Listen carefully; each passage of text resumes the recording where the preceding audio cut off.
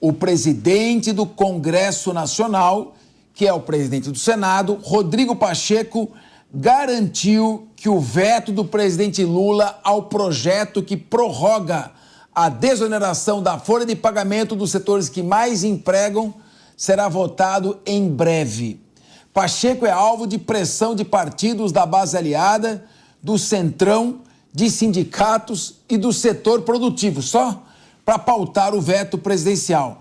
Já há uma sessão do Congresso convocada para esta quinta-feira. Eu vou começar então, vamos debatendo isso aqui com o Alessandro Azzoni, que é economista.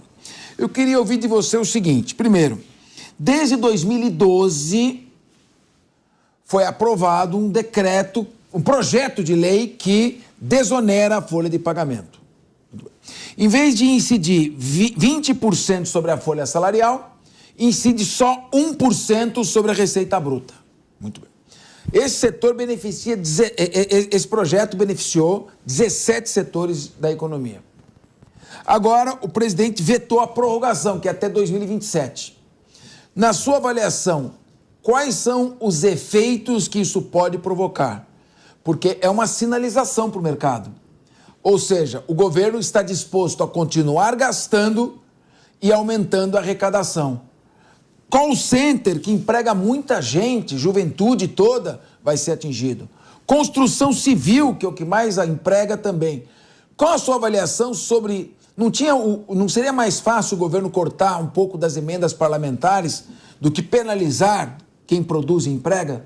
Não, concordo, Capês. Eu acho que a questão que está em pauta é justamente a recomposição tributária do Haddad. Então, desde que ele assumiu a pasta, ele está tentando recuperar todas as questões e revendo todas as isenções praticamente que são colocadas no mercado para aumentar a sua arrecadação, para fechar aquele buraco do orçamento. Era evidente que eu já sentia que a aprovação ia ter o veto presidencial, mas automaticamente o Senado e o próprio Congresso como um todo vai derrubar o veto do presidente, porque não tem o momento ainda precisa de geração de emprego. Sem geração de emprego, a economia não cresce. Nós precisamos gerar ainda distribuição de renda, nós estamos nesse momento.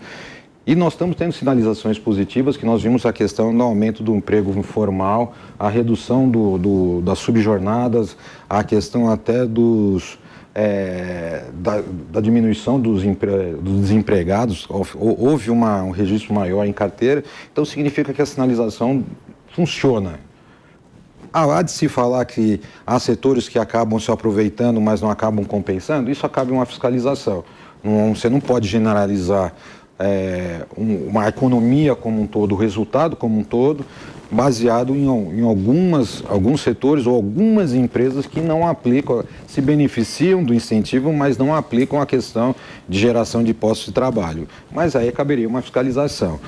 Eu vejo isso uma sinalização muito grande de tentar acabar com os incentivos fiscais, que é a base do Haddad, de você tentar tirar essa questão das distorções, que ele fala que é distorções das imunidades e dos incentivos fiscais, que aí eu acho que você não pode generalizar, você tem que analisar setor por setor e ver a sua capacidade de geração de emprego.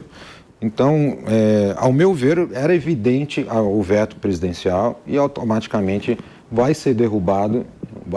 Você acredita que será derrubado? Vai ser derrubado, sim, porque ele sabe a pressão do outro lado do setor empresarial, que está precisando, e já ficou bem sinalizado pelo Pacheco, ele deixou bem claro que se houvesse o veto, eles derrubariam o veto. Então, e é necessário nesse exato momento. Nós estamos num momento assim de crescimento da economia, nós estamos conseguindo até um resultado positivo de 3,2% do PIB, já é em relação ao mundo que se projeta um crescimento do PIB mundial em 3% a 4%, o Brasil não está muito fora. Então, quer dizer, você precisa de geração de emprego para fazer a maior distribuição de renda. Então, não é o momento de você pensar na questão orçamentária, restringindo a questão desses incentivos em determinados setores, para se beneficiar a questão do governo. E outra, a questão dos gastos do governo tem que ser revista. Eu só queria fazer um adendo um pouquinho, quando começou essas questões dessas reformas, quando Michel Temer começou a montar essa questão das reformas, ele tinha um propósito. Vamos reduzir o gasto do governo, começou com a Previdência, vinha com a reforma administrativa, automaticamente você reduziu. Então, eu baixei meu custo. Qual que é o grande custo que a gente tem dentro da despesa de custeio? Salários e previdência. Então, quando você reajusta a questão da previdência, você alonga a questão dos pagamentos e dos benefícios, então você suaviza a questão do futuro desse gasto com previdência. Foi aprovada a reforma da previdência, a reforma administrativa não andou. Então, que era o primordial, todo mundo tem um medo de mexer nessa reforma administrativa. O Estado precisa desinchar, ele tem que ser competitivo. As empresas privadas se modificaram e o Estado não se modifica. E você vem com uma reforma tributária posterior, por quê? Você já fez a sua lição de casa. Eu já reduzi o meu tamanho do Estado. Agora eu posso reduzir e conseguir ter uma remuneração menor. Olha, Alessandro, nós temos já pronto aqui para entrevistar, para falar sobre o veto ao projeto da desoneração da Folha. Vamos conversar agora com o nosso convidado, que é o deputado federal José Rocha, do União Brasil, que é o presidente da Frente Parlamentar Mista da Indústria. Boa tarde, deputado, tudo bem? Boa tarde, tudo bem. Como é que o senhor está vendo essa sequência de decisões do governo no sentido de revogar uma portaria do presidente Bolsonaro, por exemplo, que facilitava o trabalho aos sábados e domingos para o trabalhador que assim quisesse? Agora, vetar a prorrogação da desoneração da Folha, atingindo construção civil, atingindo o setor do vestuário de calçados, call center. Qual é a mensagem que está sendo captada pelo setor da indústria e do comércio no momento que o país precisa retomar o desenvolvimento econômico? É gastar mais e arrecadar mais? O senhor pretende liderar algum tipo de movimento civil republicano contra esse tipo de mensagem? Com certeza. Eu acho que nós estamos num momento de dificuldades na absorção de empregos. É o país que está saindo aí de um momento de dificuldade, tem que manter a nossa economia aquecida e promover mais esse aquecimento. E para promover esse aquecimento, nós temos que ter aí uma ação que deixa as empresas com mais conforto, a indústria com mais conforto. Na medida em que o presidente da República veta a desoneração da folha de pagamento, está levando para o setor industrial e para a economia dificuldades na questão da absorção de mão de obra, favorecendo mais exonerações a nível de mão de obra, e isso é ruim para a nossa economia. Portanto, não tenha dúvida que é um sentimento muito forte aqui dentro do Congresso, no sentido de derrubar o veto presidencial em relação à folha de desoneração, porque ela tem facilitado ao setor industrial e aos outros setores, aos 17 que são beneficiados com essa desoneração, e dentre eles a maioria se faz da indústria, no sentido de manter esse nível de emprego e um aquecimento maior da economia. Agora, qual é a sua expectativa? O senhor tem conversado com líderes de outros partidos, com outros presidentes de frentes parlamentares voltadas à desoneração, ao desenvolvimento econômico. É possível, sim? Existe quórum de presença nesse final de ano e de votação para que seja derrubado esse veto, pelo menos na Câmara dos Deputados? Olha, colocada em votação, com certeza nós haveremos de derrubar esse veto. Há um sentimento aqui, nós tivemos aqui uma reunião de todas as frentes parlamentares e todas elas têm esse mesmo pensamento, nessa mesma direção de recomendar a todos os filiados às frentes para votar contra o veto, a favor da desoneração da folha. Se o presidente do Congresso decidir pautar essa matéria para a próxima semana, antes do recesso, com certeza todos nós estaremos aqui com o propósito de derrubar o veto e manter a desoneração. Bom, serão necessários 257 votos na Câmara dos Deputados e 41 votos no Senado Federal, o quórum de maioria absoluta, ou seja, mais da metade dos integrantes de cada casa legislativa. Agora, eu pergunto para o senhor o seguinte, o governo criou, nós estamos aí caminhando para 38 ministérios e talvez até 39 ministérios, o que possa também justificar essa fúria arrecadatória que estamos vendo. Agora, dentre esses ministérios, tem um ministério que talvez a Frente Parlamentar pudesse consultar. É o Ministério do... Alguém pode me ajudar a lembrar o nome? É comprido? Microempreendedorismo. Não, é empreendedorismo, microempresa... Ministério do Empreendedorismo. O senhor pode me ajudar também. Do empreendedorismo. Da microempresa. E também da empresa de pequeno porte, um nome grande. Tiraram o Márcio França, que era aliado de primeira hora do governo, lá do Ministério de Portos e Aeroportos, colocaram nesse, parece que é uma sala pequena ali colocada sem muita função. Não é hora de dar função para esse ministério e procurá-lo, as frentes parlamentares, para que ele mostre também esse lado empreendedor ou microempreendedor do governo? Olha, nós temos aqui uma frente parlamentar que trata justamente desse segmento, muito atuante, e que com certeza está se tomando a todo esse entendimento de acharmos que a saída do país é oferecer mais oportunidades para as pessoas possam realmente se ingressar no mercado de trabalho, produzindo mais e, com certeza, as empresas aí dando maiores resultados. Deputado, a Mônica Rosenberg quer fazer uma pergunta para o senhor sobre a reforma tributária. Tudo bem? Tudo bem. Então, faça a sua pergunta. Boa tarde, deputado. Eu apenas gostaria de saber como que anda a articulação para fazer andar uma reforma tributária verdadeira que venha desonerar, de uma forma geral, todas as empresas que continuam arcando com o ônus de atender o excesso de gasto do nosso governo. Como é que vai andar essa segunda parte, a segunda fase desse olhar para as empresas que não aguentam mais suportar o custo do nosso Estado? Olha bem, ela andou bem aqui na Câmara, foi para o Senado, lá houve modificações e aí que criaram aí obstáculos no sentido de entendimento para que pudesse apreciar a continuação da discussão, do debate e a finalização da sua aprovação de retorno aqui à Câmara. E estamos aguardando que o Senado tome essa posição.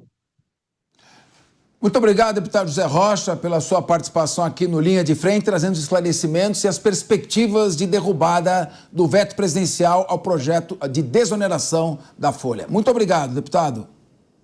Eu que agradeço aí, com certeza, há um sentimento aqui da maioria dos deputados no sentido de derrubar esse veto e vem em benefício do emprego, da segurança jurídica e do conforto para que o segmento empresarial possa manter mais gente trabalhando em suas empresas. Muito obrigado. Ricardo Rous, qual a sua avaliação sobre essa postura do Congresso Nacional? Parece que existe sim uma tendência de derrubada desse veto. Agora, derrubado o veto, se existe, como o Alessandro Assoni falou, um buraco a ser preenchido, porque nós estamos com um déficit muito grande, vai vir aonde? Vai ser uma nova, vão criar um novo tributo, porque o governo vai ter que suprir essa lacuna de alguma forma. Nós temos pessoas físicas e pessoas jurídicas que temer por um aumento da carga tributária, ou vai doer no colo das empresas, gerando desemprego, ou nos profissionais liberais, em algum canto o governo vai ter que arrecadar, porque não vai parar de gastar. Boa tarde, Capês. Boa tarde, meus colegas debatedores aqui. Boa tarde a todos vocês que nos acompanham aqui na Jovem Pan, no Brasil e no mundo. Esse projeto de desoneração da folha, de mudança da alíquota, que nós chamamos de desoneração aqui, é de 2012, da ex-presidente Dilma Rousseff, e a lógica à época, que nós estávamos numa onda de desempregos, era aumentar empregos de carteira assinada. Por isso, esses 17 setores que empregam bastante, que mexem, impactam bastante com a empregabilidade do país, como é o telemarketing, como a construção civil, etc, etc. isso teve um sucesso muito grande. Houve um aumento na contratação. Inclusive, nós falamos aqui no Linha de Frente com o presidente da Federação das Indústrias de Minas Gerais, que confirmou isso. De acordo com as estatísticas todas, houve um crescimento na contratação, então houve um resultado muito positivo. Agora, o governo Lula tem esse viés de gastar demais, não está cortando gastos e precisa, para equilibrar as contas, precisa arrecadar mais. Então, nessa lógica arrecadatória que o governo tem, se justifica o veto, porque ele precisa arrecadar mais, ok? Porém, o que nós temos que fazer e o Congresso deve fazer é derrubar o veto do presidente, porque isso vai impactar. Se a gente derrubar o incentivo a esses 17 setores da empresa agora, a gente provavelmente vai entrar numa onda maior de desemprego, nós vamos prejudicar o país nesse momento. O papel do presidente era esse, era vetar, porque ele tem que mandar essa mensagem, e a lógica nesse momento do governo Lula é aumentar a arrecadação, e tirando esse incentivo para essas empresas, a mudança dessa alíquota, ele vai conseguir aumentar a arrecadação. Se o Congresso fizer o seu papel e derrubar o veto do presidente, aí o governo vai ter que fazer escolhas. Ou ele vai aumentar em algum outro local impostos, ou ele tem que fazer aquilo que é o que eu acho que deve ser correto: cortar gastos, cortar na carne, diminuir a quantidade de gastos que o próprio governo vem aumentando. Paulo Nicoli, nós estamos falando, o governo, numa articulação feita o ano passado, mas já deste governo com o Congresso Nacional, estourou o teto de gastos em 164 bi. Ora, para o Bolsa Família, que todos nós concordamos que atinge famílias vulneráveis que precisam do apoio do Estado, do poder público, foram 60 bilhões. São 104 bi a mais. Ou seja, gastos que não se justificam. 50 bi de emenda parlamentar. Emenda parlamentar é para obras não prioritárias, que são obras que atendem interesse político eleitoral e não interesse da administração. Por exemplo, numa linha de previsibilidade do PAC. Já que o governo vai continuar gastando, vamos fazer uma bolsa de apostas. Onde você acha que vai ser o próximo tributão? Que essa reforma tributária vai aumentar a tributação. Quem for profissional liberal se prepara que vai tomar uma garfada. Então, eu gostaria de ouvir a sua opinião. Bom, primeiro, boa tarde a todos os telespectadores, essa mesa brilhante. E o governo Lula está num labirinto sem saída, né? Porque, primeiro, que para tentar alcançar a maioria no Congresso, ele teve que ceder uma série de verbas aos parlamentares. Isso aumenta os custos do governo, evidentemente. Cedeu vários ministérios.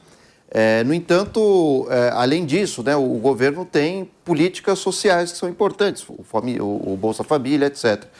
Então, esse processo, né, de desonerar, né, a folha de pagamento e o veto do Lula representa o fato de que o governo tem um déficit gigantesco, o buraco não para de aumentar e, consequentemente, o que ele tem que fazer é criar outros impostos. Onde acho que isso pode ocorrer, né? Muito provavelmente setor do turismo, setor do consumo, né? Bares, restaurantes, enfim, cigarros, bebidas alcoólicas, tende a ser, né, os alvos do governo. No entanto, isso vai desagradar outros setores e agora a conta chegou, né, de fato, de um governo que é de fato gastão. Isso faz parte, né, das políticas petistas, não só no Brasil, né, mas daqueles governos que se alinham, né, às novas esquerdas, às sociais-democracias. E então isso acaba criando um efeito cascata na economia, né? Ou seja, para investir mais, seja em obras públicas, em programas sociais, o dinheiro tem que vir de algum lugar. E de onde ele vem? Né? Ele precisa vir de setores que são produtivos. A questão é que, desde 2012, como foi bem apontado, né, com a desoneração que a Dilma fez em 2012, vários setores se tornaram potencialmente crescentes, né? O caso da construção civil. Quando a gente anda por São Paulo, por exemplo, a gente vê a cada quarteirão prédios sendo levantados, isso gerou milhões de empregos. Mas se o Lula não conseguir se o Lula conseguir manter o veto, isso vai gerar uma onda de desemprego, né? Menores investimentos e mais a população, né, vivendo sem recursos financeiros. Então vejam que é um labirinto sem saída. O Lula terá que fazer algumas opções, eu tenho impressão que será no setor de serviços, que os impostos deverão aumentar. Isso vai desagradar donos de restaurantes, né, donos de estabelecimentos, inclusive importações também deverão ser sobretaxadas, né, principalmente quem faz compras na China e tudo mais, né, e traz por correios. Mônica, deixa eu tentar fazer um palpite aqui, não sei se você concorda comigo. Eu acho que o veto vai cair. Não vai ser por aí que o governo vai aumentar a arrecadação. Então, uma boa sacada seriam os impostos, tributar as grandes fortunas, os milionários, porque aí você faz, inclusive, um discurso ideológico bem à feição da esquerda, bonito. Claro que isso vai provocar a fuga de todas as grandes fortunas do país, mas pode ser um bom recado. E aí ele diz, traidores deixaram o nosso país, não é? Aí você acha que não temos mais os instrumentos que Stalin tinha na época, mas como você acha que pode reagir o governo diante dessa queda de arrecadação? Essa solução, não vou nem comentar, porque todos os países que experimentaram, nenhum deles teve esse resultado. E, claramente, o que eu quero comentar aqui é a fala do Paulo, porque ele colocou que é um governo de perfil gastão, que precisa fazer investimentos até pelas suas promessas. Mas o problema do excesso de gasto do Brasil não é o investimento, é o desperdício, é a corrupção, é o dinheiro que vai pelo ralo. Você trouxe os números, 60 bi, tem 100 bi que a gente não sabe onde está. É a elite do funcionalismo público. Esse é o problema, é o dinheiro mal gasto. O Brasil gasta 6% do PIB em educação, é um gasto altíssimo e a nossa educação é péssima. Então, tem que rever esse gasto, tem que rever a forma como nós gastamos e parar de achar... Nós estamos aqui nessa mesa brilhante discutindo qual imposto, qual solução fiscal vai equilibrar as contas do Brasil e não é desse lado que a gente tem que mexer. Tem que mexer do lado do gasto, não há nenhuma dúvida sobre isso. E aí o que para mim fica claro novamente, 17 setores da economia.